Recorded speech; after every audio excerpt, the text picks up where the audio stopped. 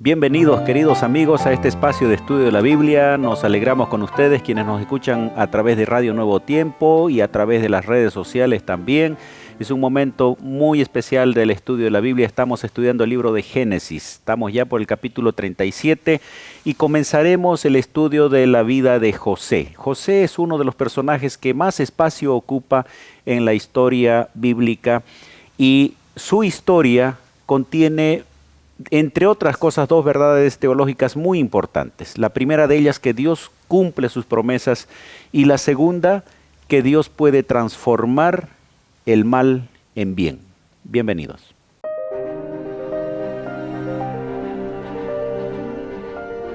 Axiomas, más allá de la evidencia.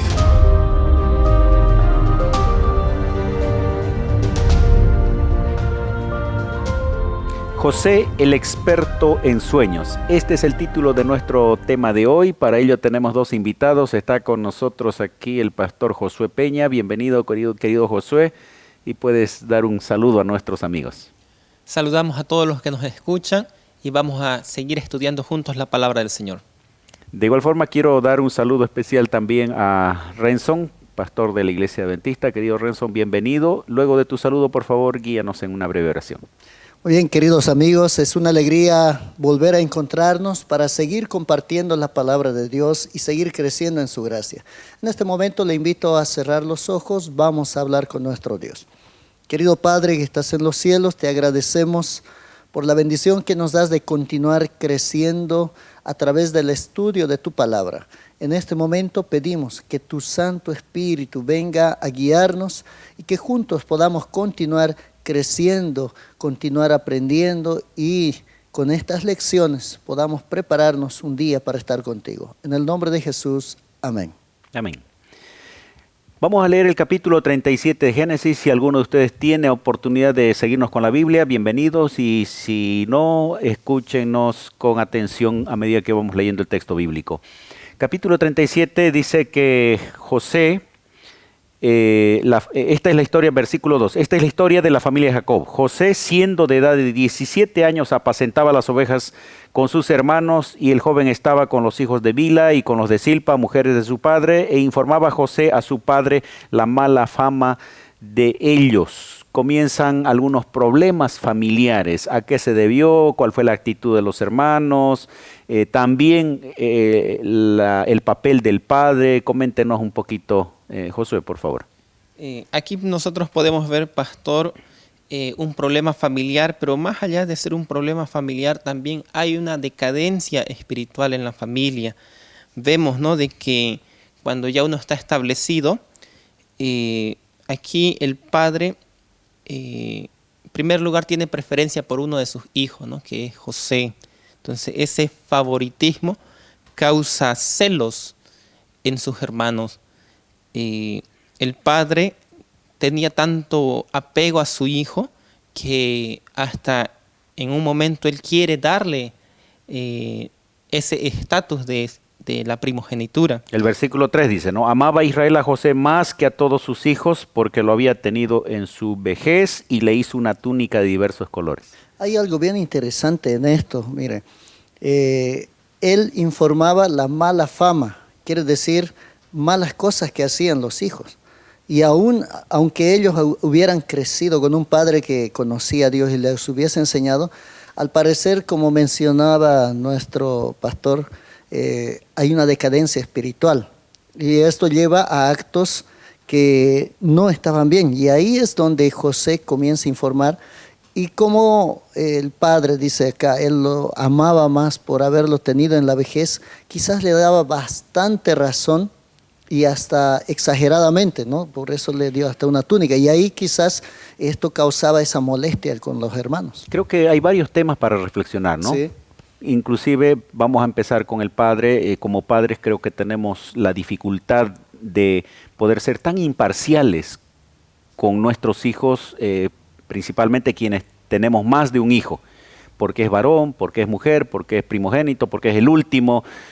Hay cierta tendencia a dar preferencia, y eso no es positivo. Y aquí genera esto, despierta un celo, hasta odio al hermano. Por otro lado, podemos mencionar también que sí, José daba parte de las malas acciones y eso también generó otro complemento del odio hacia ellos, ¿no? Hay varios elementos que se complican. Ahí sí. suma también que él, siendo muchacho, también tiene revelaciones de Dios por medio de sueños. Y él lo comparte, tal vez inocentemente, pero eran sueños que no les agradaba ni a sus hermanos ni a su papá. Leemos, ¿no? El último sueño que aquí registra, Génesis 37, el verso 9 dice: otro día José tuvo otro sueño y lo contó a sus hermanos. Les dijo: tuve otro sueño, vi que el sol, la luna y 11 estrellas se inclinaban ante mí. Y vemos que esto causaba bastante odio de sus hermanos hacia él. Versículo 11 dice, ¿no? Estoy leyendo capítulo 37. Y sus hermanos le tenían envidia, pero el padre meditaba en esto, aunque él le llama la atención al hijo, pero en cierto modo dice, Dios debe estar teniendo un mensaje a través de los sueños de José. Queridos amigos, esta experiencia de José es una experiencia que nos ayuda a evitar algunas situaciones que vivió allí la familia de Jacob, y por otro lado también nos va a mostrar que estos elementos van llegando a ser parte del cumplimiento de un propósito divino. La situación se complica a tal punto que los hermanos deciden deshacerse de José, y ahí viene un ataque contra él, ¿no? Sí, miren, es algo bien interesante. En empresas, instituciones, colegio, universidad, muchas veces aquellos que no comprenden las cosas que son correctas, cuando alguien comienza a denunciar algo que no está bien, muchas veces estos o un grupo grande se vienen contra ellos, contra aquellos que quieren hacer las cosas bien. Y esto sucede en diversos niveles de la sociedad, en la política, en los que están en diferentes lugares. Ahora, acá a través de esta historia podemos entender que esos celos también existían, esa incomodidad de parte de los hijos.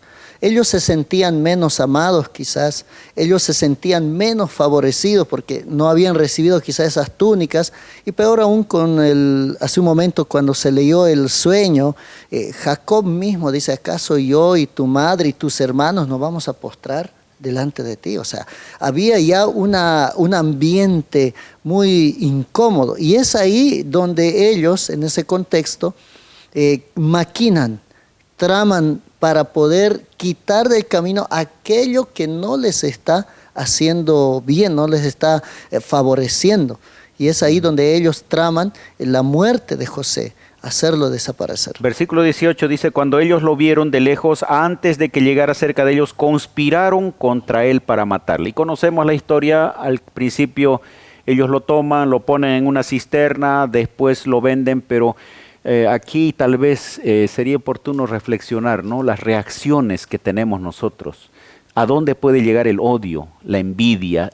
¿Cómo desencadena y cuán cuidadosos debiéramos ser como personas para no dejarnos llevar por esas actitudes que los hermanos se dejaron llevar? Pastor, aquí nosotros vemos un claro ejemplo del peligro de un corazón que no ha sido transformado, que no ha sido regenerado por el poder de Dios. Aquí podemos ver cuán malvado es el ser humano. Los malos rasgos de carácter, solo Dios puede cambiar. Aquí la Biblia menciona de que ellos tenían todas las intenciones de matarlo, pero ahí uno de sus hermanos, Rubén, intercedió y dijo, no echemos mano derramando sangre inocente, y lo dejaron en una cisterna, y estaban inquietos, no estaban satisfechos por lo que habían hecho, y fue ahí donde deciden venderlo. Y aquí el versículo 15, antes de esto, dice, lo halló un hombre andando él errante por el campo, y le preguntó a aquel hombre, ¿qué estás buscando? O sea, José andaba perdido, alguien lo encuentra. Ahora estaba medio destinado por los hermanos a morir, y alguien dice, no lo matemos, pongámoslo allá. Y después hasta lo venden. Cómo Dios va guiando, a pesar de las malas intenciones, Dios va encaminando y cuidando los caminos de José. Hay algo bien interesante que yo reflexiono sobre esto. A veces una persona puede ser rechazada por hacer lo correcto, ¿no? Puede ser juzgada, puede ser tildada. y es justamente como consecuencia del pecado. Sin embargo, esta persona que quiere hacer las cosas bien para Dios, él puede ser utilizado y guiado por Dios y Dios va a estar con esa persona. Entonces una persona no tiene por qué temer, no tiene por qué sentirse mal, no tiene por qué aceptar quizás las cosas malas de los otros para poder agradarlos. Uno tiene que hacer las cosas bien y Dios va a estar con él. Y eso es justamente lo que nosotros comprendemos aquí. Sus hermanos, a pesar de haber vivido con la orientación de Jacob su padre, mostrándoles a un Dios, al mismo Dios que fue presentado a José, ellos no comprendían. Y es ahí donde José hace la diferencia, donde Dios vio el corazón de José dispuesto a hacer lo que es bueno y correcto, aunque sus actitudes de niño mimado, podríamos decir, estaban erradas. Bien, tenemos mucho contenido, vamos a ir a una breve pausa y enseguida continuamos.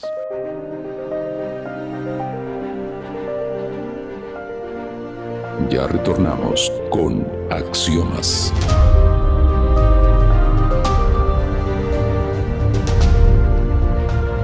Amigos, estamos hablando de José, el experto en sueños. Aquí hay un paréntesis en el capítulo 38 porque introduce un problema, también un problema familiar, y después va a volver al tema de José. ¿Qué pasó la experiencia de Judá y Tamar? En breves segundos, ¿cuál fue el problema y cómo de alguna manera se revela que Judá reconoce su error y le da razón a su nuera en este caso? Hay algo bien interesante aquí. Muere el esposo de Tamar, ¿no? Y según la Biblia dice por causa de Dios, ¿no? Por causa de Dios. Y su rebeldía, ¿no? Exactamente, por su rebeldía, ¿no? Era el primogénito de Judá. Fue malo ante los ojos de Jehová, dice el verso 7, y le quitó Jehová la vida. Entonces Judá dijo a Onán, llégate a la mujer de tu hermano y despósate con ella y levanta descendencia de tu hermano, a tu hermano. Pero él sabía que esa descendencia no iba a ser de él. Y entonces Tamar se une a él y ahí comienza a haber un conflicto. Y ahí es donde Judá quizás no comprendía, ¿no? No comprendía. Y él le dice, quédate viuda en la casa de tu padre hasta que crezca Selá, que era el hijo que había concebido. Menor. Exactamente. Entonces, al final de todo esto, ¿no? Ella resulta ser parte de la genealogía. Ella quizás no quería concebir, no quería toda esta vida. Nadie quiere que su esposo muera, que después se junte con otra persona. Y entonces hay toda una problemática familiar. Pero al final de todo esto, nosotros vemos en el libro de Mateo, Marcos, en los libros de genealogía. Aparece Tamar, aparece Rahab, aparece Ruth, como parte de la genealogía de donde viene Jesús. Entonces, esta era una mujer que quizás para los ojos de estas personas no debía estar en esa genealogía, pero está, y es ahí donde Dios muestra su amor, su gracia, su misericordia sobre aquellas personas que en algún momento tomaron malas decisiones. Era una persona pagana, pero a pesar de su falta de conocimiento de Dios, actuaba de manera correcta. En cambio, en el caso de Judá, él conociendo aquello, inclusive estaba intentando apedrear a la nuera. Correcto. Que había aparecido embarazada de un día para el otro, ¿no? Sí. Ustedes pueden leer este texto en el capítulo 38, no vamos a tener mucho tiempo para quedarnos allí. Volvemos a la historia de José ya cuando él llega a ser esclavo de Egipto, en Egipto, ¿no? Vendido a los ismaelitas primeramente y luego allá se lo venden a un hombre conocido con el nombre de Potifar. Ahí tiene una circunstancia en la que debe demostrar su fe también, pero José ahora guiado por Dios en Egipto como esclavo, ¿cómo le fue? Pastor, aquí nosotros podemos ver la historia de José, a una persona que en medio de las circunstancias tan duras, tan difíciles, él se mantuvo fiel a Dios, fue temeroso del Señor, y una persona así es bendecida, una persona así Dios le prospera, le va bien en todo lo que hace. Una persona de éxito se puede decir hoy en día. Y ahí el versículo 2 dice, ¿no? 39:2 dice, mas Jehová estaba con José y fue varón próspero y estaba en la casa de su amo el egipcio, y dice, y vio su amo que Jehová estaba con él y todo lo que él hacía, Jehová lo hacía prosperar en su mano. Es algo bien interesante esta parte porque a veces uno dice, yo soy fiel al Señor y no pasa nada. pero en realidad muchas otras personas pueden estar viendo esa fidelidad, esa lealtad que uno tiene a Dios. Y lo interesante es que hay mucha prosperidad en esto. Dios bendice a sus hijos cuando ellos deciden ser leales y fieles. Quizás esta es la diferencia que él tenía con sus hermanos. Pastor, aquí podemos agregar, ¿no?, de que la situación que estaba viviendo José no era nada fácil. Él ya estaba en condición de esclavo, había sido ya vendido 2 veces. Entonces, él, en medio de todas esas situaciones difíciles, él es obediente a Dios.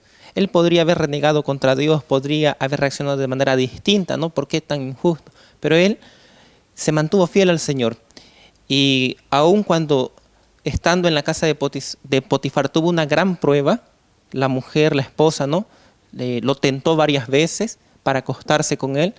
Ahí vemos el carácter que tenía José de colocar a Dios en primer lugar, y su respuesta, vemos la Biblia claramente, su noble integridad.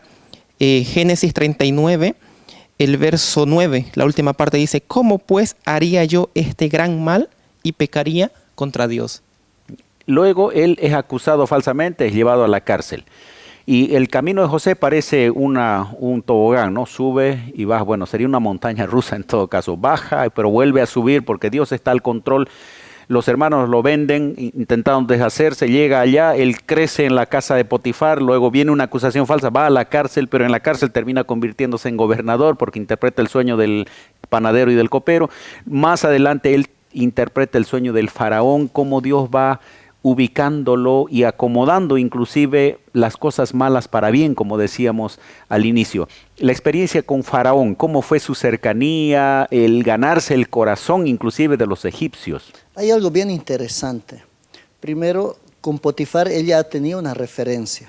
Él había llegado a ser de un esclavo a ser el jefe, su mayordomo. Después, en la cárcel, de ser un cualquier, podríamos decir, cualquier presidiario, ¿no? Él llegó a ser uno de los jefes, el que tenía las llaves, el gobernador, el gobernador de la cárcel. Y de ahí ya al interpretar el sueño, ahora hay ciertas referencias, y me imagino que cuando el copero del rey, del faraón, dio referencias, no solamente contó, él sabe interpretar mis sueños. Quizás la Biblia no registra, pero todas esas referencias han debido influir, porque un rey difícilmente va a dar el segundo puesto de rey, digámoslo así, a alguien que vino de esclavo de una nación que no es ni egipcia. Es difícilmente, pero como quizás ya había una referencia, ya había, este fue así, este fue allá. Entonces, miren, con Faraón prácticamente él solo tiene un encuentro, y el encuentro es cuando él da el sueño. Dice lo siguiente: y aconteció que como él nos interpretó, así fui yo restablecido en mi puesto, cuando está contando el copero, en el verso 13, ¿no? Y el otro fue colgado. Entonces Faraón envió y llamó a José, y lo sacaron apresuradamente de la cárcel, se afeitó, mudó las vestiduras, vino a Faraón. Ahí es el primer encuentro, el único encuentro. Después le cuenta el sueño sobre las espigas de trigo, sobre las vacas y todo aquello.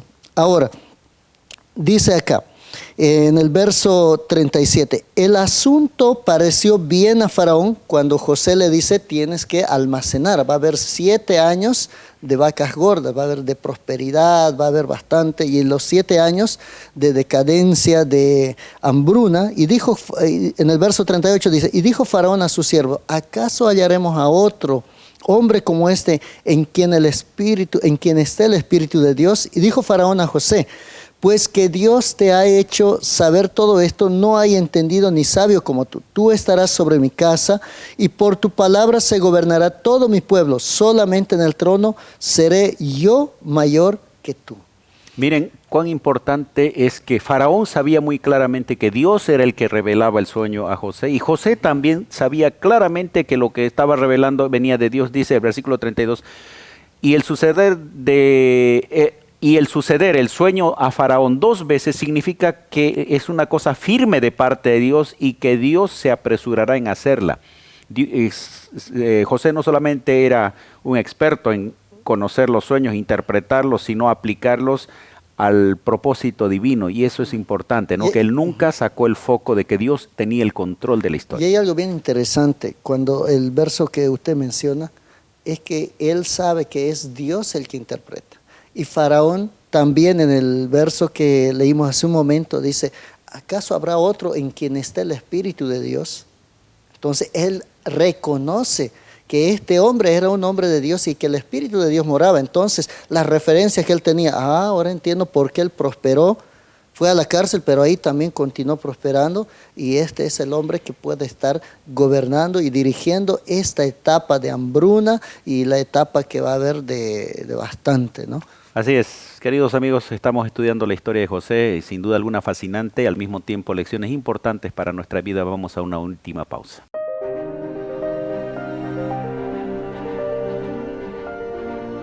Ya retornamos con Axiomas.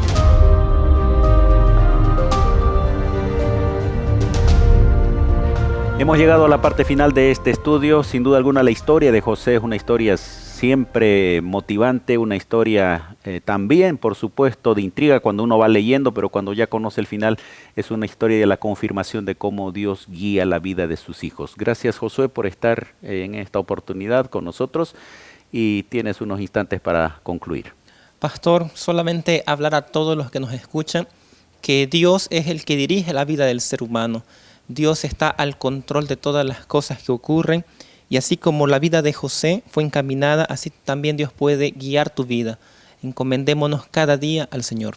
Amén. Renson, también gracias por estar aquí con nosotros, y también unos instantes para concluir. Mis queridos amigos, tenemos que recordar, no tenemos por qué habituarnos al mundo para agradar al mundo si queremos hacer las cosas bien para Dios.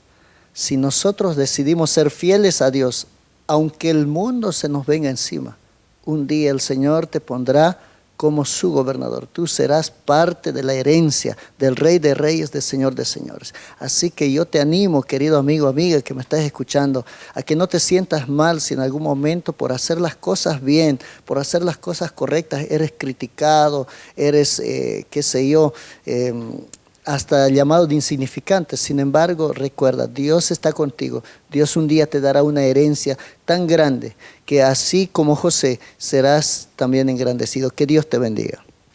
Queridos amigos, Dios cumple sus promesas, y Dios puede transformar las cosas malas en cosas buenas, las malas intenciones encaminarlas para cumplir su propósito. Que el Señor te guíe.